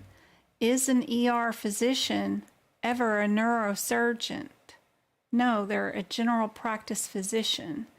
Neurosurgery is nothing but propaganda in this question. You should not even be looking for it. All they wanted you to bill for was your ER physician. Your ER physician admitted the patient for observation right away. That's what happened. Because your ER MD took the history, did the exam, ordered some CTs, gave some Percocet. I want to know who that doctor is because I'll go see him. No, I'm just teasing. I won't take nothing stronger than Tylenol, but that's just what the ER doctor did. Neurosurgery ain't got nothing to do with what you're billing. It's just the propaganda that's in this question. That's why I say avoid reading anything in these questions. Don't do it. You go see what your differences are in your answers. Read your last sentence. If you're billing for it, and then check your status. What happened to your patient? They were admitted. So, is ER visit an admit code? Nope. Is a hospital consultation an admit code? Nope. Does this 99234 include an admit? Yeah, but it also includes a discharge in the same day. It's both admit and discharge. Was your patient discharged? Nope. So your only possible answer it could be is your admit hospital. Don't be reading those questions. It'll get you in trouble and you won't pass the E&M part of the exam. Only look for what you're told to code for. That's it. And what those individual code differences are.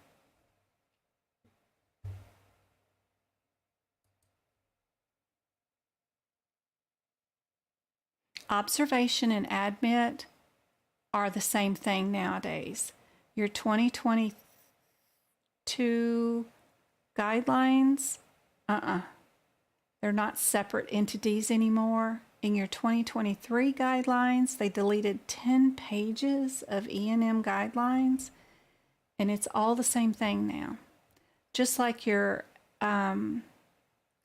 whether you're being seen by a home health agency in your own home, or whether you are in a domicile, psych ward, whatever, in some institution, those are all under home codes. They deleted a ton of those codes in the back. So now admit hospital and observation are all the same code now. It's crazy. It's only different if they get discharged in the same day.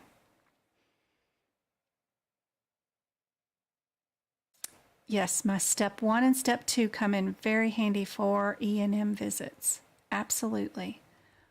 Step 1, what are your differences? This is hospital consult. This is office consult. Admit hospital. This is admit and discharge, all in the same day. What are we told to code?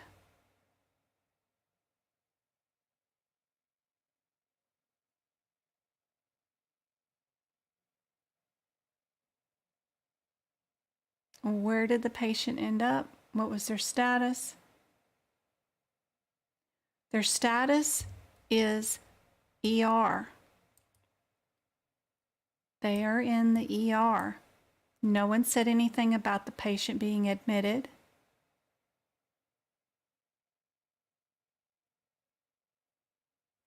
Is this code correct if our patient is in the ER? Is this place of service correct if we're in the ER?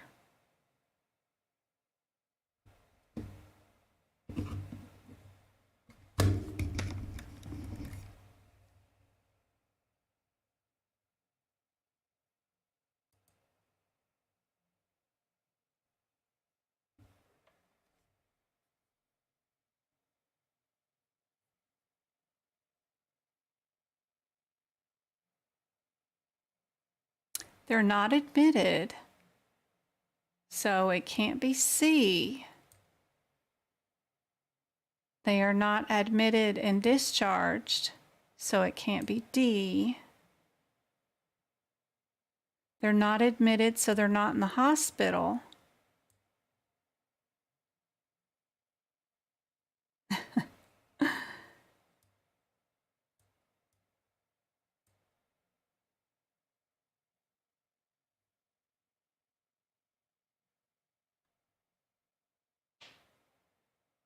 This is enough to drive you insane, I know.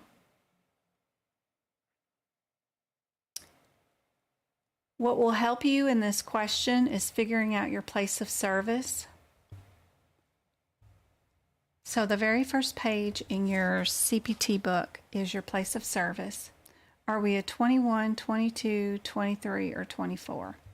If we're in the ER.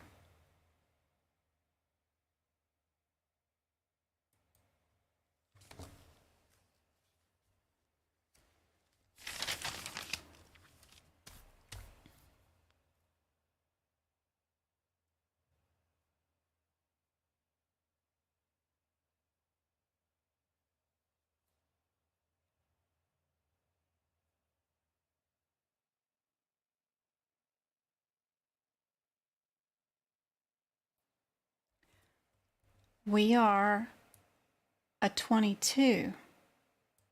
23 is emergency room hospital. This is like the difference between you coming through the ambulance bay versus walk-in clinic because you are an outpatient clinic in the ER. It's outpatient clinic status.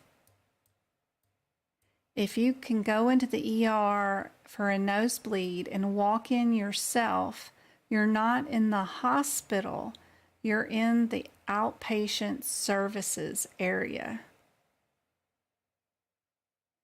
If you come by ambulance through the ambulance bay because you're stroking out and you're in the ER getting stroke criteria or a heart attack area, you're here.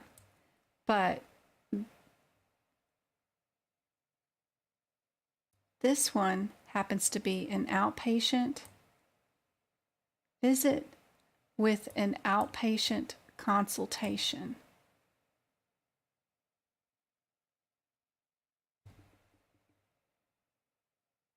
Which is crazy. There's a guideline tied to this. So services performed in an emergency department are considered outpatient services.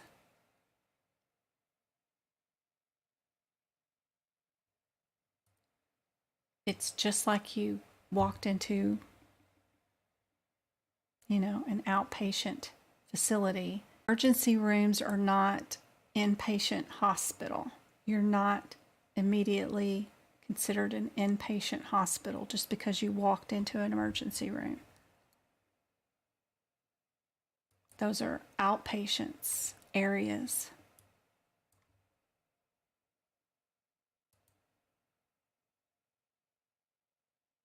Yep, reading those descriptions really do help. It's still not working again. Swear to Bob. Y'all come over to YouTube to watch this video. I appreciate you guys so much, and I'm so sorry TikTok is just not working. Such a pain.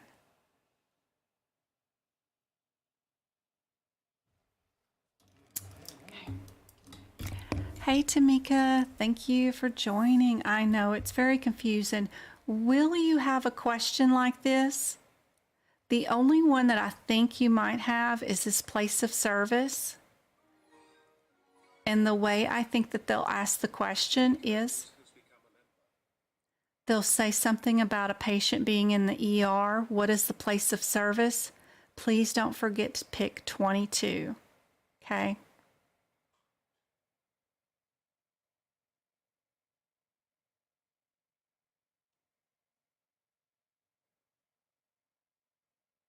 They won't have one where you're doing a consultation in the ER with a specialist on the CPC exam. They're not going to do this particular thing. But they will have the one with the difference between the one being an admit like this versus the ER visit. Remember what I always said, no one's in the ER and no one gets a consult. So if it's a difference between an ER visit and an admit, it's probably going to be your admit always. You may have a question that may have all ER visits, like 82, 83, 84, and 85 on there. You just have to pick out your differences on the MDM, which is super easy, or the time. No, there is no time, just your MDM. That'll be the only one that ends up in the ER, will be that patient. But your place of service they may have. Just don't immediately think ER is inpatient hospital. That's the one confusing part. It's not 21. So ER is not 21.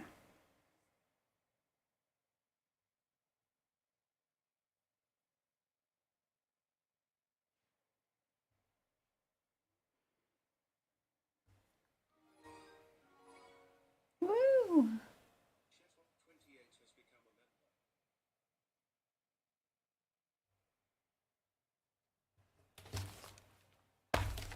All right, we got time for one more question, I guess, before we go. Hopefully I'm not freezing too much to get these done.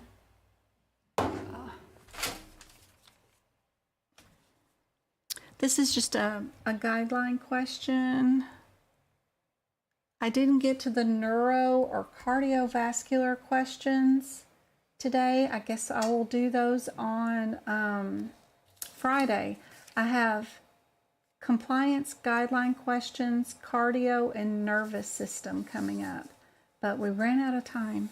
I don't know where the time goes. I can't believe we've already been here 2 hours. How many days in a global period would be considered for a minor surgery?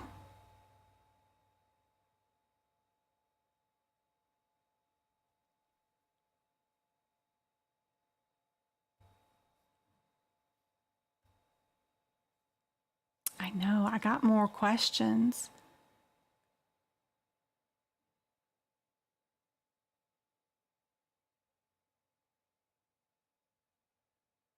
And I do have them pre-made. It's just getting to everything.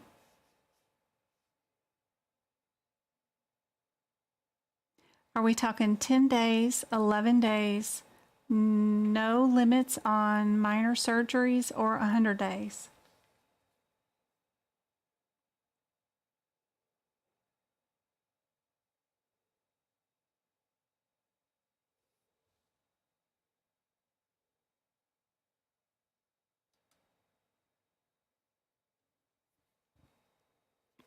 Yep, 10 days.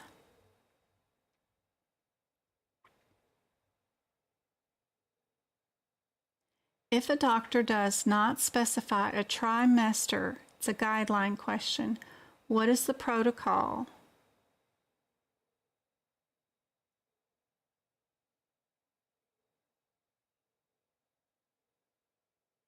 We have ICD-10 codes cannot be unspecified, so the coder must guess the trimester. ICD-10 codes cannot be unspecified, so the coder must find out the actual trimester from the physician. ICD-10 codes cannot be unspecified, so the coder must find the code that does not need a trimester specification, or the coder will be using a 9 at the end of the pregnancy to mark it as unspecified. It stumps a lot of people when they're asked this question, so that's why I brought it out.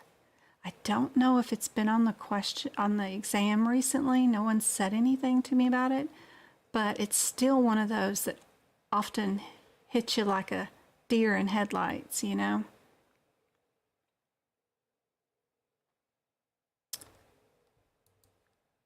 Are we going to guess? Are we going to send it back to the MD? Do we not need it? Or are we going to just put it as unspecified and move on with our day? What are we going to do?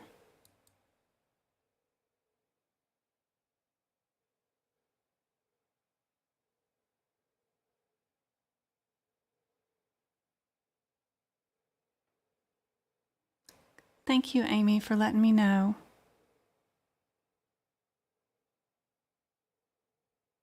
Sorry about chapter 4 for you.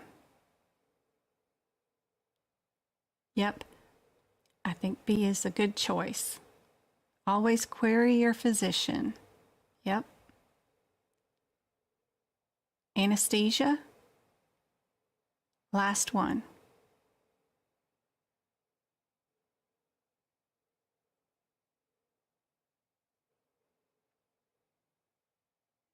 We have some P2s and a P1 looking for association and similarities.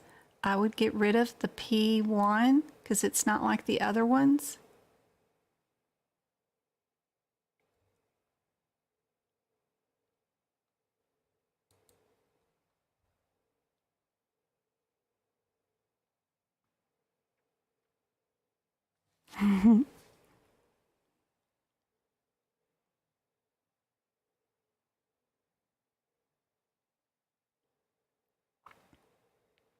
We have a patient with a mild systemic disease who needs some anesthesia done by a resident physician. What would be our qualifying circumstances, modifier thingies with this anesthesia question? How many things do we have that need to be dealt with?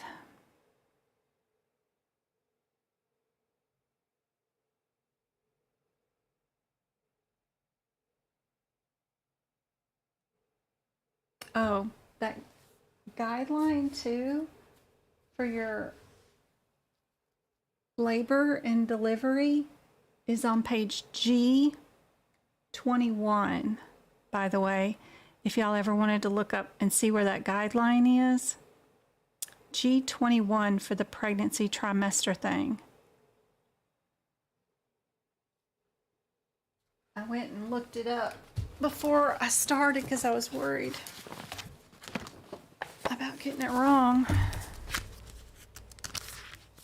So some people's ICD-10 books don't have the labels for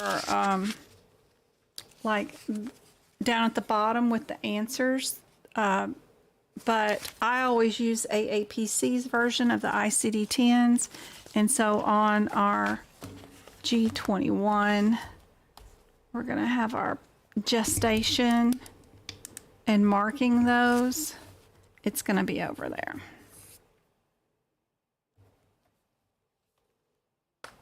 To query your doctor.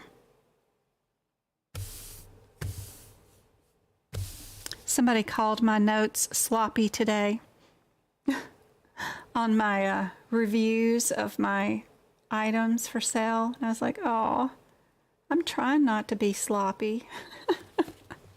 How do you reply to that? I mean, I'm like, well, I'm doing my best. Sorry, didn't mean to disappoint. It's my handwriting. Wait till you start coding for medical doctors and you got to read their handwriting. Huh. I think mine's sloppy. It's a good skill for a medical coder to have, is to read various degrees of sloppiness, for sure, because they're going to expect you to be able to read it. No one's going to do perfect penmanship. Good night, Zeta. So we've got a mild systemic disease, which is definitely a P2. And then our anesthesia is being done by a resident, which is our modifier GC. So we know our answer is A for this one.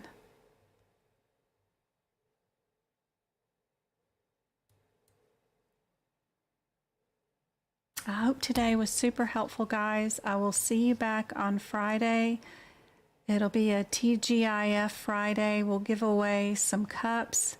I'll also do some on Sunday during the workshop, but don't stress if you can't be there. The workshop will be free on YouTube afterwards. Hope you guys have a great Sunday with your families or whatever y'all might be doing. If not, y'all can join in with me. It'll be 2 o'clock here on YouTube. We'll do 75 questions in 3 hours, same pace as the exam. A lot of people complain about the pace and going through the questions, but it's what you're going to have to do during the exam, and I have to stick to it. I want to show you a realistic expectations of how many questions and how fast you got to go through them. And really, I usually go over by an hour and a half each time. So I'm not too realistic, but I'll try to be realistic. And I hope it's super helpful for you guys. But I hope to see you guys on Friday night too. We'll do the rest of these questions. I have some more guideline questions, cardiology and neurosurgery questions. Make sure we get through those on Friday. Sorry about not getting to them tonight. Just had a lot of questions on each question tonight. Blondie, yep, that's me. Friday is 6:30 Arizona time zone. Same thing as tonight. Thank you, John's Adventures. Thank you, Dawn. Thank you, Twinkle. Thank you, Sharon. What time in Florida? 6:30, 7:30, 8:30, 9:30 at night on a Friday night. Come hang out with me.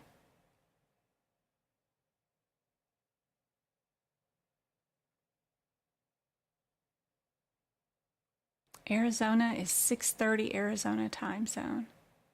Oh, for Sunday, yes. It starts 2 p.m. here in Arizona, which is 5 p.m. Florida time, New York time. Ugh, such a pain.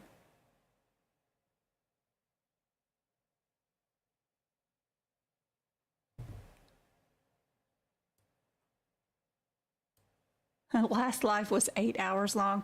I always make sure I cut it off and hit stop, and I close this OBS thing, but I think sometimes it just doesn't do right. I don't know. Maybe I ought to start rebooting my whole thing. Good gracious. Thanks for letting me know. I'll go back in and see if I can't figure out how to edit that video down. Make it smaller. 8 hours. Oh my gosh. Speaking of sloppy handwriting, I couldn't read my modifiers. I had handwritten QC and GC. Oh no. Thanks, Lydia. That's funny. Thank you, Jeanette. All right, guys. Ooh, I'll go see if I can't edit that thing down from 8 hours. I will see you guys on Friday.